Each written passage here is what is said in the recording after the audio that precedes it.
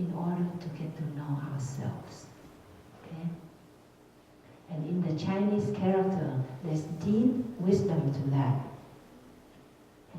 The character for breath. The uppercase, this means from, it also means itself. Okay? From or itself, or okay? And then the lowercase, the heart, it means the mind or the heart. Okay? So this is the character for breath. So the breath is from the mind. The breath is the mind itself. You see that? It's the built-in wisdom in the language. So when you get to know your breathing, how are you breathing right now? And then when there's something happens, something drops, somebody drops, or somebody said something and that triggers you. In that moment, instead of losing yourself to that emotion or that circumstance, you check in with your breath. You check in. I'm breathing rapidly right now, right? My body is tensing up. I'm holding my breath, yeah? Okay, come back, breathe, it's okay. Tend to yourself, come back to yourself, to stabilize the body and the mind, so that you have the clear awareness, the clear understanding of what's going on, and to know what to do, and to know what not to do. Yes? And so that is why we talk a lot about mindful breathing, and you can practice this throughout the day. As monastic practitioners, we train ourselves day after day, year after year, in order to always come back to our breathing throughout the day. Okay? In breath, I know that it's an in breath. Out breath, I know it's an out breath and not an in breath. Because it does happen, yeah? We get confused. The second step of mindful breathing that can help us to strengthen our mindfulness. The first breathing, the first exercise of breathing, the Buddha taught 16 exercises of mindful breathing, and we'll just go over a few, okay? That can help us to cultivate and strengthen the power, the three powers in us. The first exercise, it helps us to cultivate awareness, mindfulness. Okay? In-breath is an in-breath, and out-breath is an out-breath. You know it as it is. Just like when that moment you see the depression or the anger, you know it as it is.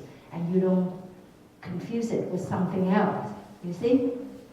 Are you angry? No, I'm not angry. What are you talking about? Yeah? Are you depressed? No, I just want to be alone. I'm not depressed. Right? We deny it. Not only we deny it to others, to our loved ones, but we deny it to ourselves. We don't acknowledge what it is. Sometimes some people come to the practice and they say, Sister Lee, after I learn about the practice and I follow my breathing, I sit with myself and I realize that I've been depressed for the last 2 years and I didn't even know. Yeah, that may be happening to some of us right now. We don't even know that we've been depressed or so angry for so long. So to be able to be mindful of our breathing, in-breath as in-breath, out-breath as out-breath, it trains us the capacity to know what's going on, to call something by its true name, a feeling, a perception, a thought, as it is. You learn to be a doctor, right? To make the right diagnosis before you go to the treatment, right? Yeah. And the second step of mindful breathing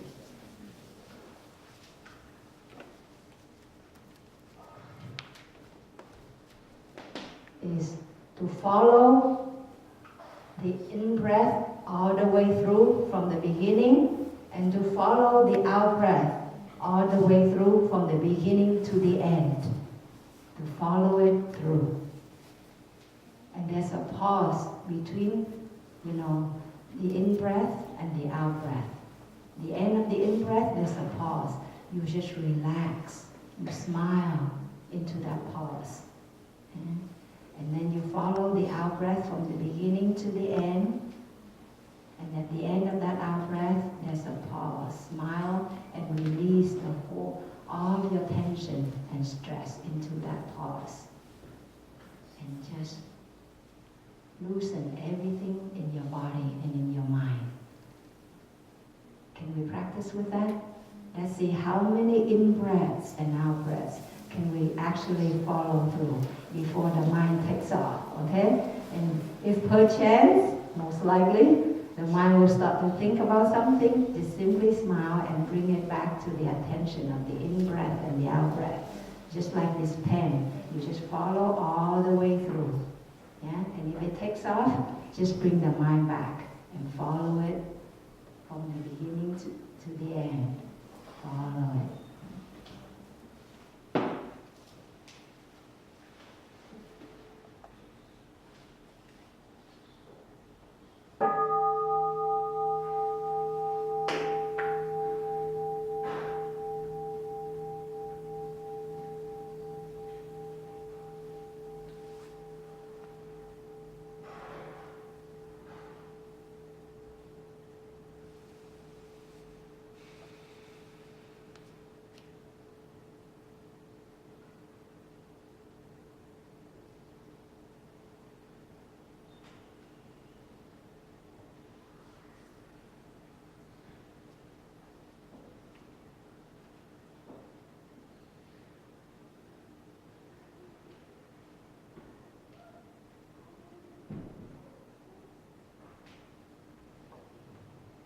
How many in-breaths and out-breaths were you able to follow through?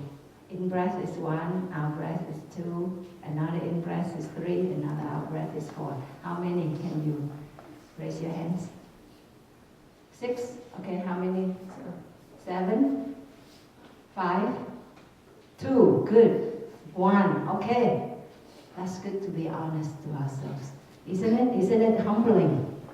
To realize that actually we have very poor concentration. So the second exercise of mindful breathing actually trains our concentration. Okay? The first exercise is to just simply be aware of what is. And the second exercise is to help us to stay with what is. For example, this morning on the way here, I thought, wow, this is our 4th year of Viet Wake Up. Our 4th year coming to Toronto, and it gave me great happiness. And I know that is the result of our practice. Because in our daily life, as brothers and sisters, we learn to follow our breathing, to be there in our body, in our mind, to be there for ourselves. And therefore, we have trained ourselves a capacity to be there for others. You see? To carry on, to be there for somebody else. Actually, it's not easy. It's not easy at all. We all want to have partners, to have children, to have people who depend on us. But the truth is that very few of us have a capacity to be there for ourselves and for each other. When it's good, things go well, you're there laughing and talking. The moment when you feel depressed or confused, you just check out. You get on the phone talking, blah, blah, blah. Meaningless conversation. You get food, you consume, so that you forget. Get out the video games, we'll, watch a movie. We will do everything and anything in order to just check out. To not have to deal with ourselves and not to have to deal with our loved ones and our co-workers and friends and whoever, right?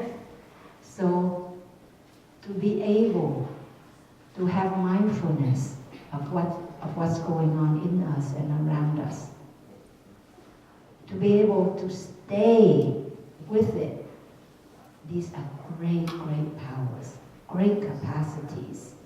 And when we are able to have mindfulness and concentration, it will bring this power of understanding, of insight. You see? I'm breathing, my breathing is right now, is rapid, is uncomfortable. What's going on? Yeah? Something just happened. I'm not able to give it its true name yet. I'm not sure what is that feeling or that thought is going on in me, but there's something changing in me. Right there, that's already great insight. Yeah? Or this moment, I just want to run. I just want to walk away. I'm not able to be here. Okay, just sit down wherever I am. Just stand still, or even just lie down if I'm in the room. Okay, I'm not moving. I'm not going anywhere. Just be still. Be still. That is a great power. You see? You're not deserting yourself. You're not causing more suffering by running out, running away. So, mindfulness and concentration bring about understanding, bring about the power of love, and it helps us to be able to cut off, to transform and heal our suffering, our afflictions. You see? How many of you have watched the movie Tangled? Many of you? Oh, just about half. I recommend you to watch it's an animation, Tangled, yeah? I watch it, and some of my brothers and sisters, they were laughing at me because I tried to finish it, but actually with the eye of meditation, with the practice of meditation, I see it's a very deep movie, actually.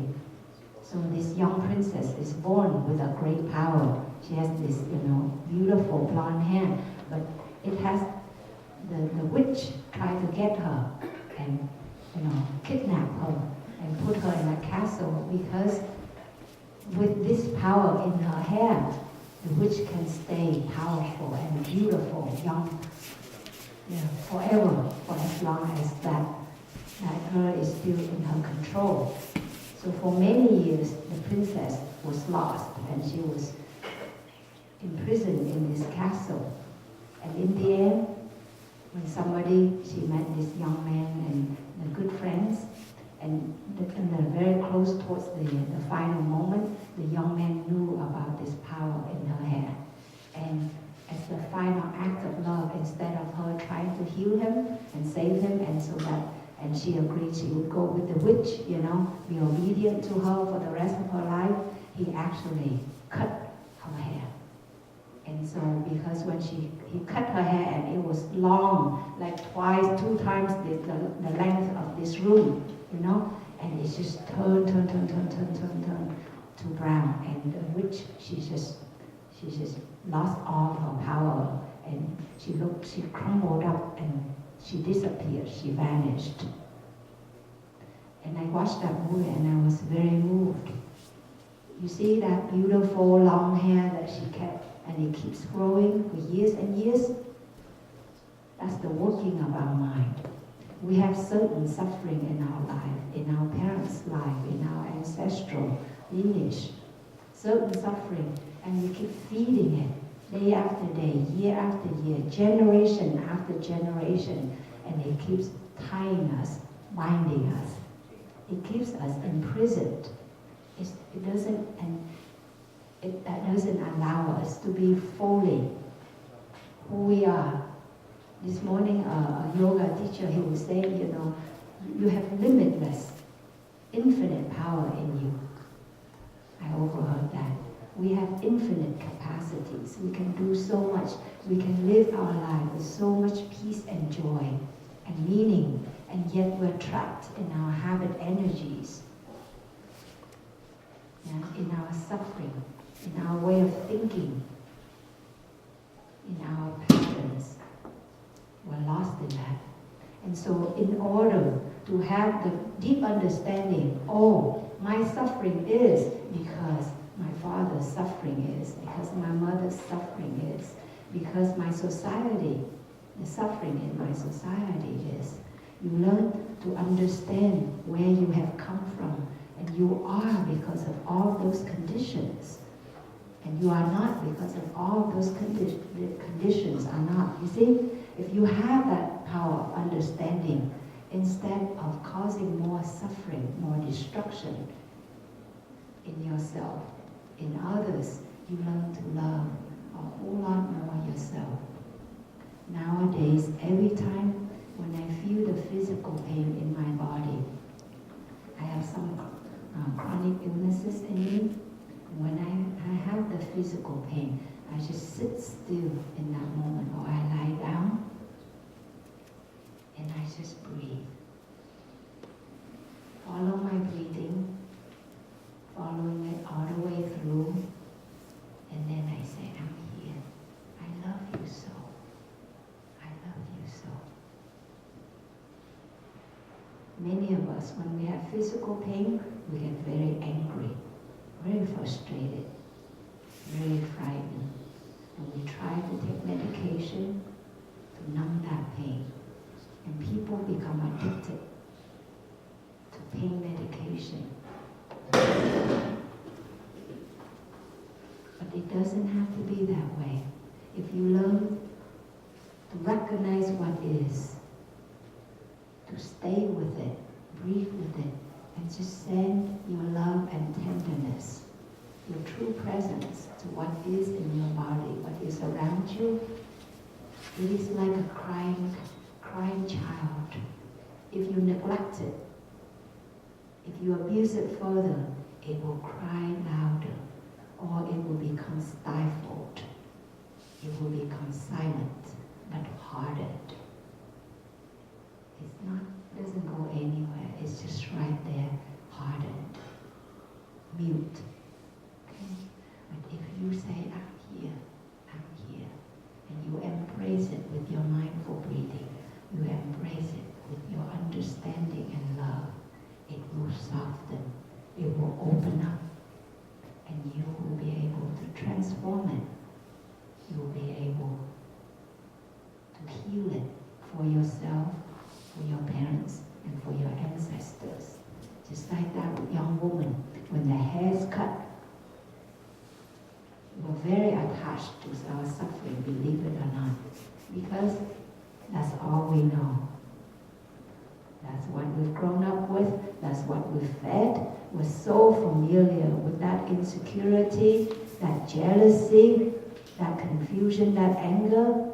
We may say, oh, I don't want to be like this anymore. And yet look around, the way we live our life, the way we feed our senses through eyes, images, yeah? The things that we watch, we read, ears, what we hear, what we listen to in our daily life, yeah? Our sense organs, what we eat, what we talk about, yeah? How we touch our body, how we touch another person's body, how we perceive and think. These are the six senses of eyes, ears, nose, tongue, body, and mind. We feed our suffering, and we are very much addicted to our suffering. We'd rather walk away from something healthy and loving. We'd rather walk away from somebody who loves us and curl up with our own anger and depression. See? So to be able to cut that hair, however beautiful and flowing and familiar it is to us, it's not easy. But to be able to say, come back to the breath. Be here, don't run away. Don't get lost in those thoughts and perceptions. That's a serious training. But when we are able to just cut it off like that, and to just be, simply be, we have a chance to be free, just like that imprisoned girl. Now she has a really chance to be with her parents, to be her princess, to be the princess, to have all the potential, the power in her manifested. Let us enjoy our breath.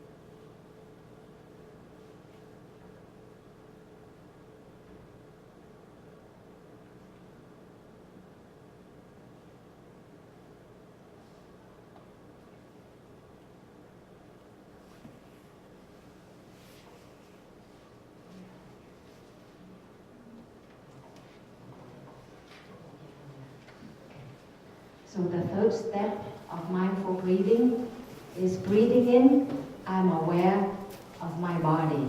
I'm aware that I have a body. Okay? Breathing out, I smile to my body. Aware of body. Okay? Smiling to body. Relaxing the body.